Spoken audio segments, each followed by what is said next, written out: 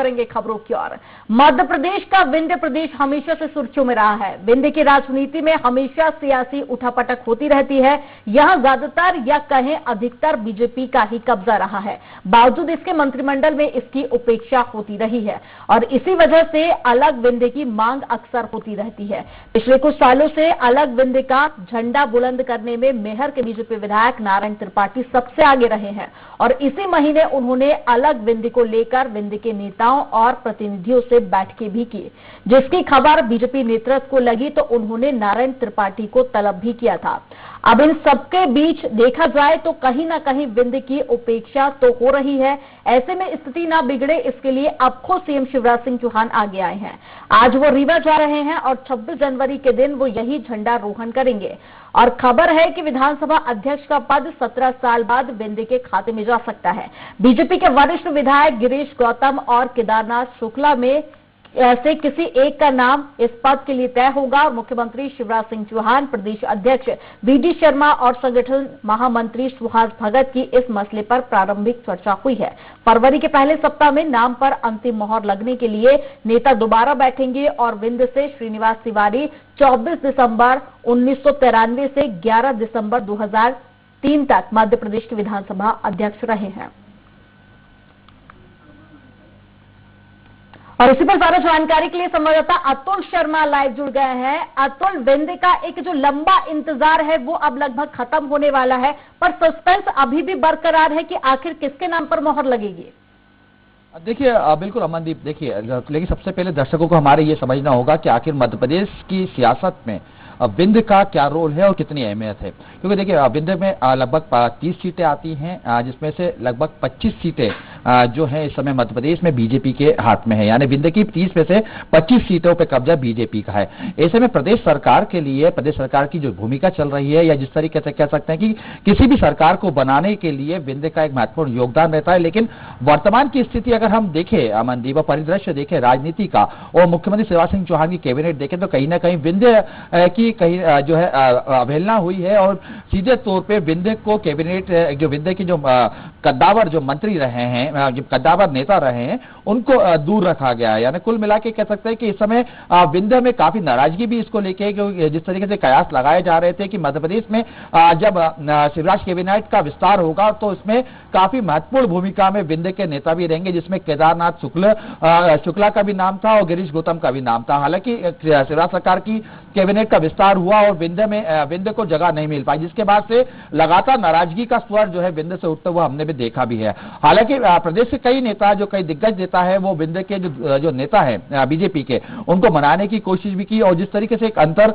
द्वंद्व या अंतर स्वर जो उठ रहे हैं पार्टी को लेके, वो कहीं ना कहीं शांत करने की काफी कोशिश की गई। लेकिन जिस तरीके से हम देख रहे हैं कि अब एक बार फिर से विंध्य को अलग बनाने के लिए जो है आवाज उठने लगी है और ऐसे में मुख्यमंत्री शिवराज सिंह चौहान ये जो एक हम कह सकते हैं कि राजनीतिक में एक चाणक्य भी माने जाते रहे हैं, वो इस खतरे की घंटी को भाप चुके हैं और कहीं ना कहीं पूरी तरीके से विंध्य से जो एक स्वर उठ रहा है विरोध का, इसको नॉर्मल न्यूट्रल करने के लिए आप खुद मुख्यमंत्री शिवराज सिंह चौहान ने अपनी कमान संभाल ली है। और जिसको हम देख सकते हैं कि 26 जनवरी यानी कि कल अगर झंडा वंदन जब होगा तो मुख्यमंत्री शिवराज सिंह चौहान रीवा में होंगे और विंध्य में ही नेताओं से मुलाकात भी करेंगे और तमाम समय यानी आज दोपहर 4 बजे वो विंध्य के लिए पहुंच चुके होंगे और रीवा के लिए पहुंच चुके होंगे। वहां पे लगातार बीजेपी के नेताओं से संपर्क भी करेंगे, चर्चा भी करेंगे, बैठक भी होगी और लगातार जिस तरीके से जो एक स्वर उठ रहा है उस स्वर को दबाने की कोशिश भी की जाएगी। हालांकि मुख्यमंत्री शिवराज सिंह चौहान ने इसको लेकर बी प्लान भी तैयार किया और बी प्लान साफ तौर पर दिखाई दे रहा है कि जो विधानसभा अध्यक्ष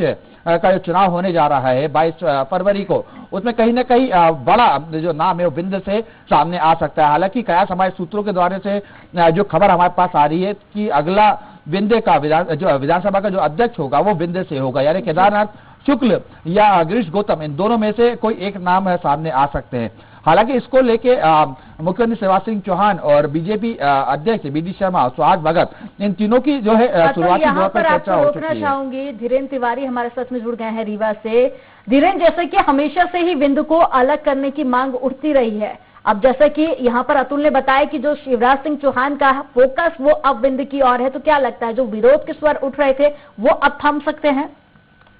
जी, निश्चित तौर पे रीवा में हालांकि विरोध के स्वर तो इस तरह से नहीं उठे जिस तरह से बिंद की उपेक्षा हुई है, और सर्वाधिक सीट जीतने के बावजूद बिंद से केवल एक राज्य मंत्री भी बनाया गया है, और जिससे ये था कि पार्टी में बगावत हो सकती है, लेकिन कहीं न कहीं उसको दबाया गया है जी। और पार्टी में उस तरह की बगावत नहीं हुई है। आज खुद शिवराज सिंह चौहान 2 दिवसीय दौरे पर रीवा आ रहे हैं और पहली बार वो रीवा में ध्वजारोहण करेंगे। गणतंत्र दिवस में कल जो मुख्य समारोह ऐसे ग्राउंड में है, और यहाँ चूंकि 15 साल तक लगातार राजेंद्र शुक्ला मंत्री रहे थे, सीनियर नेता है, लेकिन उनको मंत्री नहीं बनाया जाना वास्तव में चौंकाने वाला फैसला था। और अब जबकि बताया जा रहा है कि विधानसभा अध्यक्ष उपाध्यक्ष कुछ भी बिंद के हिस्से में आ सकता है, तो यहाँ के लोगों की आशाएं लगी हुई है। ठीक है धीरेन्द्र, जब विंध्य की अलग करने की मांग की गई तो उसमें जनता का काफी अहम योगदान देखा गया था। इससे पहले 6 नेताओं का नाम सामने आया था, जिसके बाद अब जो 2 नेता हैं उनके नाम सामने आ रहे हैं कि दोनों में से किसी एक के नाम पर मोहर लग सकती है। क्या अब इन नामों से वहां के लोग संतुष्ट नजर आ रहे हैं? निश्चित तौर पर क्योंकि जिस तरह से राजेंद्र शुक्ला का नाम काटा गया था तो लोगों को इसकी उम्मीद नहीं थी, पार्टी का चौंकाने वाला फैसला था। और अब इसके बाद से यहाँ के लोग लगातार आस लगाए हुए थे कि कहीं कुछ न कुछ बिंद को जरूर मिलना चाहिए, और इसी आस में अब भी बैठे हुए हैं। ठीक है, पर धीरेन्द्र, बिंद से और भी कई सारे नेता थे जिनके नाम पहले लिस्ट में थे, पर अब वो नाम लिस्ट में नहीं है। क्या कोई नेता ऐसा है जो अब नाराज चल रहा है इस फैसले से? जी, कोई यह पहला मौका नहीं है जब मंत्रिमंडल गठन होता है। जाहिर तौर पे कई नाम दौड़ में आते हैं और उसमें से कुछ 1-2 नामों को ही मौका मिलता है। तो पिछले 15 साल से लगातार कई नाम ऐसे हैं, जैसे नागेंद्र सिंह रहे हों, गिरीश गौतम रहे हों, केदार शुक्ला रहे हों, इन लोगों का नाम लगातार आता रहा है। और हर बार बाजी रीवा से राजेंद्र शुक्ला ने मारी थी, क्योंकि 15 साल तक वो मंत्री रहे, तो यहाँ से ये उम्मीद लगाई जा रही थी कि राजेंद्र शुक्ला को फिर से मौका मिलेगा। तो राजेंद्र शुक्ला का मंत्रिमंडल में शामिल नहीं होना ही चौंकाने वाली बात थी। हालांकि जो बाकी नाम है पिछले 15 साल से लगातार चर्चाओं में थे। और हाँ, बिंद से एक नाम ऐसा है नारायण त्रिपाठी का, जो विभिन्न दलों को छोड़ के भाजपा में आए हैं। इन दिनों उनका जो बगावती तेवर है उससे लोगों को जरूर लग रहा है कि आने वाले समय में किसी दूसरे दल से ही चुनाव मैदान में उतरेंगे। ठीक है, चलिए धीरेन्द्र, आप बने रहिएगा। अतुल, आपके पास में आऊंगी कि मंत्रिमंडल में जो जगह खाली है उसको भरने की भी जो लगातार है खबरें सामने आ रही हैं। जैसा कि हम पिछली बार कई बार देख चुके हैं कि एक बार में वो पूरी जगह भरी नहीं जाती है, कहीं ना कहीं 2-4 पद खाली रखे जाते हैं। तो उसको लेकर क्या कुछ ज्यादा जानकारी मिल पा रही है?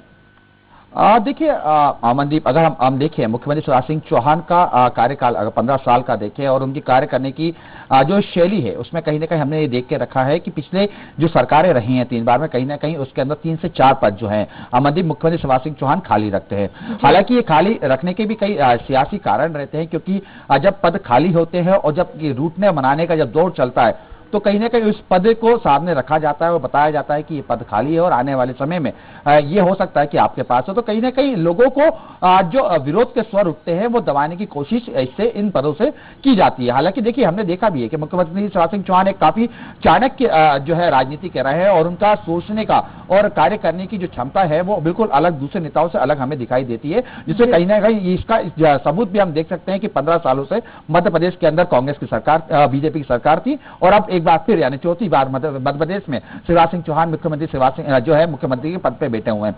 हालांकि देखिए अमन, हम बात कर रहे हैं बिंद की, और बिंद में सबसे महत्वपूर्ण यही है हमें समझने की कोशिश भी करनी चाहिए, और ये हमारे दर्शक भी इस बात को जरूर समझें कि बिंद एक ऐसा महत्वपूर्ण जो है क्षेत्र रहा है जहां से मध्य प्रदेश में किसी भी सरकार को बनने और गिराने की जो है पूरी क्षमता होती है। टोटल 30 सीटें हैं और इन 30 सीटों पर ही कहीं ना कहीं मध्य प्रदेश के अंदर अगर हम देखते हैं कि ग्वालियर चंबल के बाद अगर कोई नाम आता है तो बिंद नाम जरूर सामने उसमें जुड़ता है। तो ऐसे में दोनों ही राजनीतिक दल, अगर हम बीजेपी और कांग्रेस की दोनों के, यहाँ पर आपको रोकना चाहूंगे, हमारे साथ में नारायण त्रिपाठी जुड़ गए हैं, विधायक हैं। नारायण जी, बहुत स्वागत है आपका स्वराज एक्सप्रेस में। नमस्कार, आपको धन्यवाद जोड़ने के लिए। जी नारायण जी, लंबे समय से आप मांग कर रहे थे, आखिरकार अब सीएम शिवराज सिंह चौहान का खुद का फोकस है विंध्य पर, उनकी पूरी कोशिश है कि नाराजगी दूर हो, और विधानसभा अध्यक्ष के लिए भी जैसा कि आपको पता ही होगा कि 2 नाम सामने आए हैं। किस हद तक नाराजगी दूर हुई है आपकी? देखिए, मैं आपको एक बात बता दूं, शिवराज जी मध्य प्रदेश के वो मुख्यमंत्री हैं जो सबसे ज्यादा लोकप्रिय मुख्यमंत्री कहलाते हैं, और कोई किसी क्षेत्र की उपेक्षा उन्होंने कभी नहीं किया। ये तो परिस्थितियां होती, कब किसको क्या बना दिया गया। बिंद के लिए बहुत पहले मैं मांग किया था कि बिंद में जो भी शेष है, बिंद को जो भी मिलेगा वो सौगात के रूप में मिलेगा। स्पीकर भी बनाए जाते हैं, हमारे लिए बड़े सौगात के रूप में है। हम धन्यवाद देते हैं, बधाई देते हैं। कोई भी स्पीकर बने, बिंद का बने, बिंद से एक मंत्री भी बने रामखेलावन पटेल जी, उनका भी स्वागत करते हैं, उसके लिए भी सीएम को धन्यवाद देते हैं। स्पीकर बनाएंगे, इसके लिए भी धन्यवाद देते हैं। हमारी तो सिर्फ एक निवेदन रहती, मांग रहती है कि बिंद सच में कई चीजों में अभी बहुत पीछे है, उसको ध्यान देने की जरूरत है। पर नारायण जी, विधानसभा अध्यक्ष के लिए इस बार काफी लंबा इंतजार आप लोगों को करना पड़ा है। मऊगंज जिला के बारे में बहुत दिनों से मांग चल रही है जी। मऊगंज जिला के बारे में बहुत लंबे अरसे से मांग चल रही है।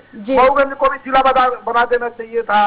बिंद की जो मांग है, बिंद के मांग के बारे में गंभीरता से उसको समझ के सोच के कि आखिर बिंद की जरूरत क्यों है, हम उससे आग्रह करते हैं। हमारे मुख्यमंत्री जी हैं कि हमारे बिंद को ये सौगात। नारायण जी, आप तो बिंद को अलग क्षेत्र बनाने की भी मांग कर रहे थे, कई बार आपकी इसको लेकर बैठकें भी हुई हैं। बिल्कुल, तमाम अभी चल रहा है, लगातार एक ही काम है हमारे पास कि बिंद का पुनर्निर्माण हो। बिंद हमारा होता था, बिंद बने, इसके लिए हम शिवराज जी हमारे मुख्यमंत्री जी हैं, लोकप्रिय मुख्यमंत्री, हम उनसे आग्रह करते हैं कि बिंद प्रदेश का पुनर्निर्माण करें और इसके लिए राजधानी यहाँ से प्रस्ताव भेजे। तो हमारे प्रधानमंत्री मोदी जी, हमारे अमित शाह जी अटल जी के सपनों को पूरा करें। अटल जी छोटे राज्य के पक्षधर थे, हम तो उसी बात को लेकर इस मुहिम में जुड़ चुके हैं। लोगों की जन भावनाएं हैं, लोग ये चाहते हैं कि हमारा बिंद हमें वापस मिले। जी ठीक है नारायण जी, पर कांग्रेस पार्टी तो ये कह रही है कि विधानसभा अध्यक्ष का जो पद है उस पर किसी सीनियर नेता का उस पर मोहर लगनी चाहिए। कांग्रेस का क्या बचा है क्या कांग्रेस का कि कांग्रेस क्या कह रही? कांग्रेस कहने से कुछ थोड़ी होना है जी। हमारी सरकार जिस तरह जो उचित समय, हम कहते सीनियर का मतलब क्या होता है? एक बार बन गया, यदि अनुभव है, क्षमता है उसमें, तो उसको भी बनाया जा सकता है। आज नए लड़कों को भी मौका मिलना चाहिए। तमाम नए लड़के हैं, अपनी तमाम प्रतिभा के धनी है नए लड़के। चलिए ठीक है, आपका कहना है कि नए लोगों को भी मौका मिलना चाहिए। हमारे साथ में संवाददाता अतुल शर्मा भी जुड़े हुए हैं। अतुल, कोई सवाल आप करना चाहें? नारायण त्रिपाठी हमारे साथ में जुड़े हुए हैं। अतुल जी नमस्कार। जी नमस्ते सर। लगातार हम देख रहे हैं कि बिंद को लेकर आप मुहिम छेड़े भी हुए हैं और हमने अधिकांश आपको देखा भी है कि आप लगातार नेताओं से, जो बीजेपी के जो आला नेता हैं, उनसे भी इन बात को अपनी बात रखते हुए नजर आ रहे हैं। हालांकि क्या निष्कर्ष निकल के आया अभी तक बिंद को लेके? और सबसे महत्वपूर्ण कि देखिए, जब सरकार इस विषय पे ये कहती है कि बिंद मध्य प्रदेश का ही जो हिस्सा भी है, उसको विकास करना मध्य प्रदेश का दायित्व भी है, तो बिंद को लेके अलग मांग आपकी क्यों उठती आ रही है अभी तक? इसको लेके आप जरूर। मध्य प्रदेश हिंदुस्तान का हिस्सा है और हम मध्य प्रदेश के हिस्से हैं। बिंद प्रदेश होता था, अब बिंद प्रदेश होता था और बिंद प्रदेश की जो चीजें हैं, एजुकेशन का मामला हो, हेल्थ का मामला हो, युवाओं के लिए खेल कूद का मामला हो, किसानों के लिए एग्रीकल्चर यूनिवर्सिटी का मामला हो, हमारे तमाम सांस्कृतिक मामले हो, कितनी चीजों को बताऊंगा जिनसे हम बहुत अभी पीछे हैं। हमारे यहाँ सिंगरौली है, शहडोल है, रीवा है, सतना है, तो हमारे यहाँ की बिजली है जिससे मेट्रो दिल्ली की चलती है। ये तमाम चीजों को हम देखेंगे तो हमारे साथ कहीं न कहीं दुर्व्यवहार हो रहा है, या तो मौन रहे कि हम सहने। लेकिन सवाल यही उठ रहा है, मतलब बगावत नहीं है। देखिए, भारतीय जनता पार्टी का छोटा कार्यकर्ता हूँ। भारतीय जनता पार्टी से हम बगावत कभी सोच भी नहीं सकते, बगावत नहीं कर रहे हैं।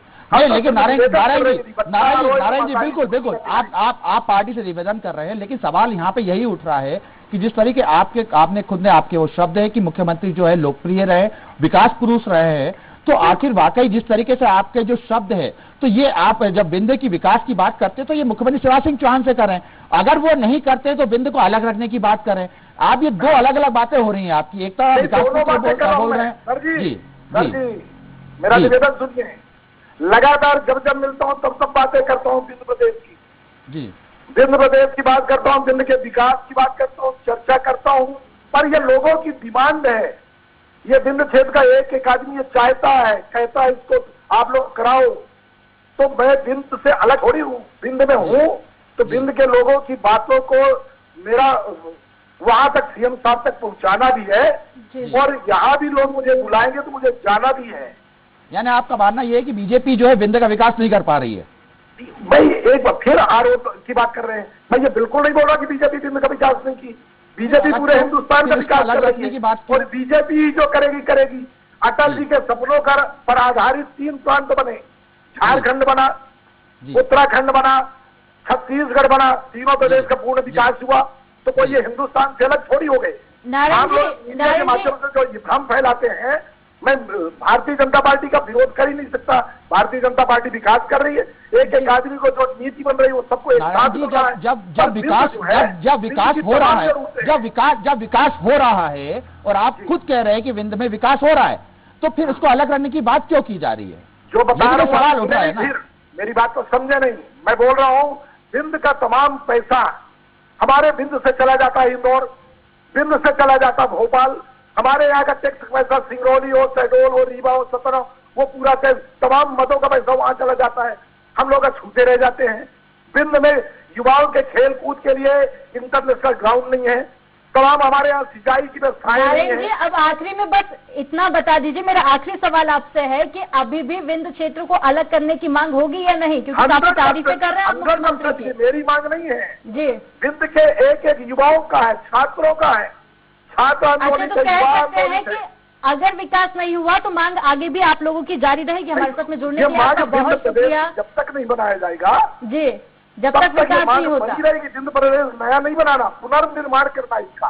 ठीक है नारायण जी, हमारे साथ में जुड़ने के लिए आपका बहुत शुक्रिया। संवाददाता अतुल हमारे साथ में जुड़े हुए थे और संवाददाता धीरेन्द्र भी हमारे साथ में जुड़े हुए थे। आप दोनों का तमाम जानकारी साझा करने के लिए बहुत शुक्रिया।